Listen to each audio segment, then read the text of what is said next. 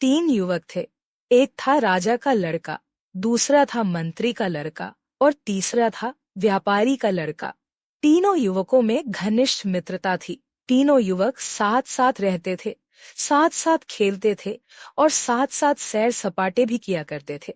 तीनों लड़कों के घरों में धन दौलत की कमी नहीं थी, अतः उन्हें खाने पीने की कोई चिंता नहीं रहती थी। वे कामकाज बिल्कुल नहीं करते थे। पूरे दिन सैर सपाटे किया करते या खेल कूद में लगे रहते थे। वे तीनों जब कुछ और बड़े हुए तो उनके माता पिता को चिंता हुई। उन्होंने सोचा लड़के अब बड़े हो गए हैं, फिर भी कोई कामकाज नहीं करते, उनका जीवन किस तरह बीतेगा। एक दिन राजा ने अपने लड़के को बुलाकर कहा, देखो बेटा, अब तुम बड़े हो गए हो, तुम्हें अब खेल कूद छोड़कर राजकाज देखना चाहिए। आखिर राजा के लड़के हो, राजकाज नहीं देखोगे तो क्या करोगे।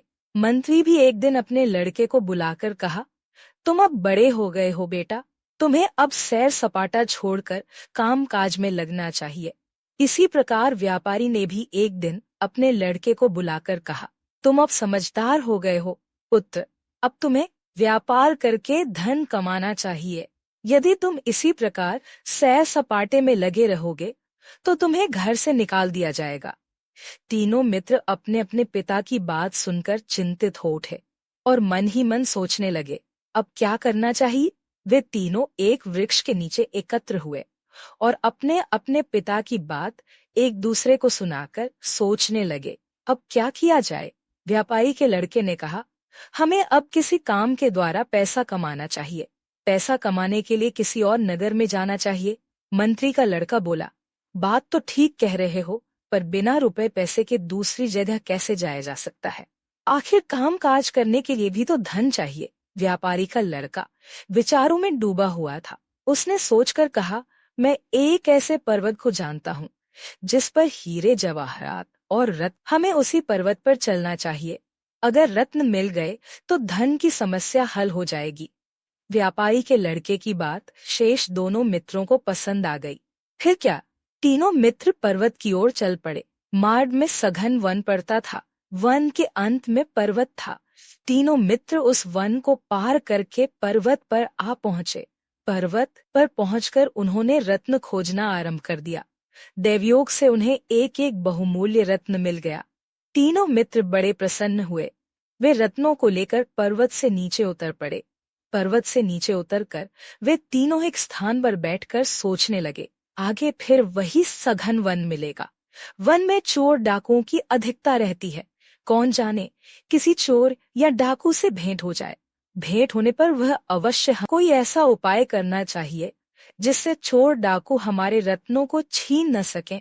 तीनों मित्र इसी सोच विचार में डूबे रहे। आखिर उन्होंने एक उपाय खोज ही निकाला। उन्होंने निश्चय किया कि हमें अपने अपने रत्न निगल जाने चाहिए। पेट में जाने से कोई भी आदमी रत्नों को देख नहीं सकेगा। इस प्रकार रत्न छीने जाने से बच जाएंगे। तीनों इसी निश्चय के अनुसार अपने अपने रत्न भोजन के साथ निगल गए। संयोग की बात, जिस समय वे तीनों सोच विचार कर रहे थे, पास ही एक चोर बैठा हुआ था। उसने उन तीनों की बातें तो सुन ही ली, उन्हें रत्नों को निगलते हुए भी देख लिया। चोर ने विचार किया, इन तीनों के पेट में रत्न है, अतः रत्नों को प्राप्त करने के लिए उनके साथ लग जाना चाहिए। जब तीनों वन में पहुंचेंगे तो मैं इन्हें मारकर इनके पेट से रत्न निकाल लूंगा। जब तीनों मित्र चलने लगे तो चोर उनके पास जा पहुंचा। नम्रता से बोला, मैं अकेला हूँ, यदि तुम लोग मुझे भी अपने साथ चलने दो तो तुमसे बातचीत करते करते मेरा भी रास्ता कट जाएगा। उन तीनों ने सोचा, यह अकेला है और हम तीन हैं, ये हमारा कुछ बिगाड़ तो सकेगा नहीं, अतः साथ चलने देने में हर्ज ही क्या है। उन्होंने चोर को साथ चलने की अनुमति दे दी। हलता चोर भी उनके साथ हो लिया। चारों वन को पार करके एक गांव में पहुंचे। गांव के मुखिया के पास एक तोता था। तोता किसी आदमी को देखते ही समझ जाता था कि इसके पास क्या है। वह मनुष्य की तरह बात भी कर सकता था। वे चारों जब मुखिया के द्वार के सामने से निकलने लगे तो तोते ने उन्हें देख लिया। उन्हें देखते ही वह समझ गया कि इनके पास रत्न है, अतः वह जोर जोर से बोलने लगा, इन आदमियों के पास रत्न है तोते की बात मुखिया के भी कानों में पड़ी। वह तोते की बात पर विश्वास करता था। उसने सोचा, तोते के कहने के अनुसार इन आदमियों के पास रत्न है, अतः इन्हें मुखिया ने चारों आदमियों को पकड़ मंगवाया। वह उन्हें डांट डांट कर कहने लगा, तुम्हारे पास रत्न है, निकाल कर हमारे सामने रख दो। चारों आदमियों ने गिड़गिड़ाते हुए कहा, हमारे पास रत्न आदि कुछ नहीं है, आप चाहे तो हमारी तलाशी ले लें। मुखिया ने उन चारों की बारी बारी तलाशी ली, पर उनमें से किसी के पास भी रत्न नहीं निकला। निकलता भी तो कैसे, रत्न तो तीनों के पेट में थे।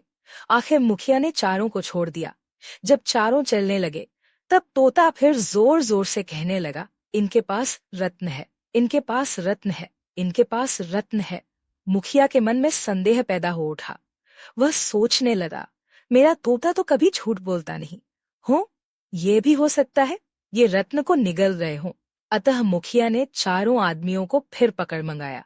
उसने उन्हें एक कमरे में बंद करते हुए कहा, कल सवेरे तक रत्न हमारे हवाले कर दो, नहीं तो बारी बारी से चारों के पेट चीरकर रत्न निकाल लिए जाएंगे। मुखिया ने चारों को कमरे में बंद कर दिया। बेचारे चारों युवक चिंतित हो उठे, भयभीत हो उठे, भयभीत हो उठे। रात में चोर के मन में एक नया विचार पैदा हुआ। उसने सोचा, मैंने सदा पाप किए हैं, आज एक अच्छा काम करने का अवसर मिला है, फिर क्यों ना लाभ उठाया जाए। रत्न मेरे पेट में नहीं, इन तीनों के पेट में नहीं। अगर मुखिया पहले मेरा पेट चीर कर देखे तो उसे रत्न नहीं मिलेगा। हो सकता है मेरे पेट में रत्न न मिलने पर वह ये सोचकर इन तीनों को छोड़ दे कि तोता झूठ बोल रहा है, इन तीनों के पास रत्न नहीं है। इस तरह मेरे मरने से तीनों की जान बच जाएगी। अतः चोर ने तीनों मित्रों को बचाने का निश्चय कर लिया।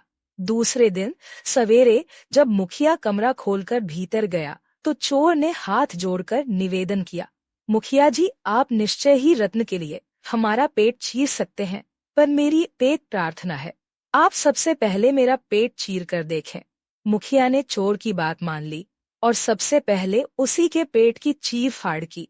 चोर के पेट में कुछ नहीं मिला, मिलता भी तो कहाँ से मिलता, रत्न तो तीनों युवकों के पेट में थे। चोर के पेट में रत्न न मिलने से मुखिया ने सोचा, मैंने इसके पेट की चीर फाड़ तो की, पर मिला कुछ नहीं, मैंने व्यर्थ ही इसकी जान ले ली। हो सकता है इन तीनों के पेट में भी रत्न ना हो, मुझे व्यर्थ ही इन तीनों की भी जान नहीं लेनी चाहिए।